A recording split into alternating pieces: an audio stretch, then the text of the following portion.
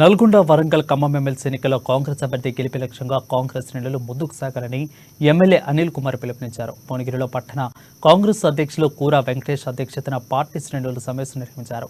ఈ కార్యక్రమంలో ఎమ్మెల్యే కుంభ అనిల్ కుమార్ రెడ్డి ఎమ్మెల్సీలుగా పోటీ చేస్తున్న తీర్మార్ మల్లన్న కరపత్రాలను ఆవిష్కరించారు.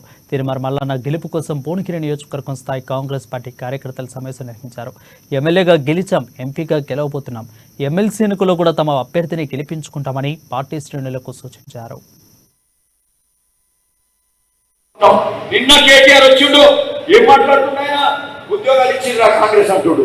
బుద్ధుగా కేటీఆర్ కు 30,000 ఉద్యోగాలు 3 నెలల్లో ఇచ్చిందంటే కాంగ్రెస్ ప్రభుత్వం ఇచ్చింది. 10 ఏళ్ళలో ఏమిచ్చిండు కేసీఆర్? కేటీఆర్ ఏమిచ్చిండ్రు? ప్రశ్న లీక్ అయింది. ఒక్కసారి కాదు, 3 సార్లు లీక్ అయింది. ఒకసారి లీక్ అవుతుంది, మళ్ళొకసారి లీక్ అవుతుంది, మళ్ళా కోర్టు కేసు అవుతుంది. ఉద్యోగాలు అంటే ఈ కేటీఆర్ కేసీఆర్ తప్ప ఇంకోటి లేడు. పొరపాటున కూడా టీఆర్ఎస్ కు మరి అకాల గుర్తుకు ఓటు వేయొద్దని కూడా ఈ సందర్భంగా చెప్తుంది. ఎందుకంటే నిన్ననే బుద్ధి చెప్పినాం, అట్లాంటి వాళ్ళు ఒక్క 10 ఏళ్ల పాటు మళ్ళా ముందుకు రావద్దు, మళ్ళా పైకి రావద్దు.